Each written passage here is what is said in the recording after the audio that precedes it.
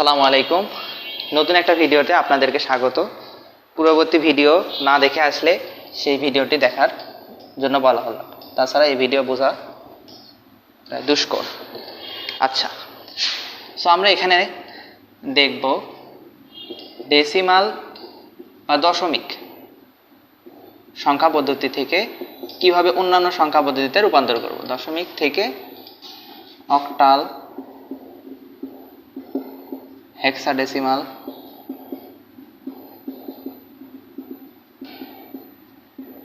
Binary কে রূপান্তর। আচ্ছা, আমরা জানি পূর্ববর্তী ভিডিওতে দেখছিলাম অক্টালের বেজ হচ্ছে 8। আচ্ছা, ইংলিশতে লেখা। হেক্সাডেসিমাল 16, বাইনারি হচ্ছে 2। ওকে, আমরা ধরে নিলাম একটা ডেসিমাল সংখ্যা 12। এটাকে আমরা সাপোজ এইটাকে যদি আমরা অক্টালে রূপান্তর করি, সো 8 দ্বারা ভাগ যাবে। যদি হেক্সাডেসিমাল দ্বারা ভাগ করি, হেক্সাডেসিমালে রূপান্তর করি, সো আমাদের 16 দ্বারা ভাগ যাবে। বাইনারিতে রূপান্তর করতে গেলে 2 দ্বারা ভাগ যাবে।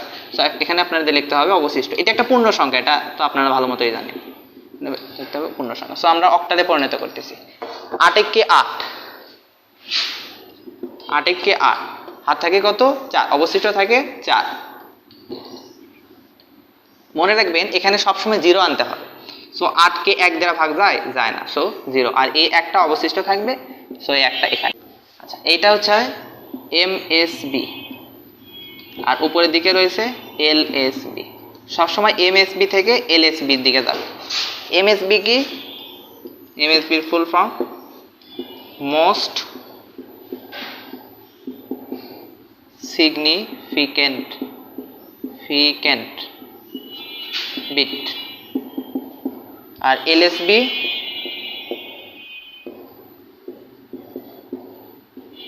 List significant bit. ওকে, সবসময় এমএসবি থেকে এলএসবি থেকে। সো আমাদের অক্টাল সংখ্যা কি হবে? 14। এটা আমাদের অক্টাল সংখ্যা হয়ে গেল।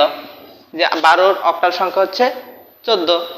এখন আমরা যদি 12কে আমরা যদি বাইনারিতে রূপান্তর করতে যাই, তাহলে কি হবে? এখানে রীতিমতো অবশিষ্ট। সো বাইনারি বেস হচ্ছে 2, সো আমরা 2 দ্বারা ভাগ দিব। সো 6 × 12, অবশিষ্ট থাকবে না 0। 3 × 6, অবশিষ্ট থাকবে না 0। 2 একে 2, অবশিষ্ট থাকে 1 থাকবে 1। আমাদের এখানে কি রাখতে হবে? 0 করতে হবে। সো এখানে 2 দ্বারা ভাগ দিয়ে 1 কে ভাগ যায় না, সো এখানে 0, অবশিষ্ট থাকবে কি? 1। এখানে আমাদের এমএসবি পয়েন্ট, এটা হলো এলএসবি পয়েন্ট। সো এমএসবি থেকে এলএসবির দিকে যাবে। So 1 1 0 0, this is answer 1 1 0 0। এটা হচ্ছে যে 12 আমাদের 10 = 1 1 0 0 2। এভাবে হেক্সাডেসিমালে যদি রূপান্তর করতে যান, সো 16 দ্বারা ভাগ যাবে। এইটাকে আমরা করলাম পূর্ণ সংখ্যা। এখন যদি পূর্ণ সংখ্যা বাদ দিয়ে আমরা যদি দশমিকে যাই, তাহলে কি হবে? ধরেন আপনাদের কাছে আছে 12.250। ওকে, ফাইন। বা 350 আমরা ধরি, 350। সো আমরা প্রথমে পূর্ণ সংখ্যাটা বের করে নিব, এরপরে আমরা যাব দশমিক 0.350। যদি আমরা এইটাকে বাইনারিতে রূপান্তর করতে যাই, সো 2 দ্বারা কি হবে? গুণ হবে। এখানে দ্বারা 2 দ্বারা গুণ হবে। সামনে, এটা আমরা লিখবো সামনে বা হচ্ছে অবশিষ্ট, কিছু একটা লিখতে পারেন এখানে আপনারা। 2 দ্বারা 350 কত হবে? 0.700। 700, সামনে 0 আছে, এখনো 1 আসেনি, সো এখানে হবে 0। 2 দ্বারা 0.700 অর্থাৎ 1.400 আসছে, সো এখানে আমরা নিব 0.400। এবার এখানে যাবে 1। এভাবে আপনারা করতে থাকবেন। এভাবে 1 পর্যন্ত দেখালেও হবে, সমস্যা নাই। কিন্তু এইটা হচ্ছে গেছে এমএসবি, নিচেরটা এমএসবি থেকে এলএসবি গেছে। এবার হচ্ছে তো উপরেরটা হচ্ছে এমএসবি এবং নিচেরটা হচ্ছে এলএসবি।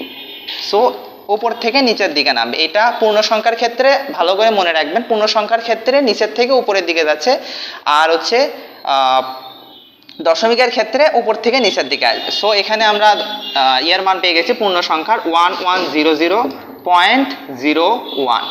আমরা উপরেরটা নিচ্ছি, নিচেরটা নিচ্ছি। এইভাবে কি হবে?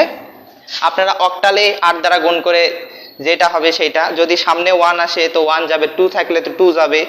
সে ধরেন এটা আমরা 8 দ্বারা গুণ করতেছি, সো 8 350 গুণন 8, 5 আসতে 40 ছোট, 8 থাকলো 4, 3 4 3 আসতে 24, 24 4 28, ধরেন 2800 আছে, এই দুইটা যাবে এই জায়গায় এবং এখানে হবে 0.800। তারপরে এখান থেকে আবার 8 দিয়ে গুণ করতে হবে। ধন্যবাদ, পরবর্তী ভিডিও দেখার জন্য আমন্ত্রণ রইল।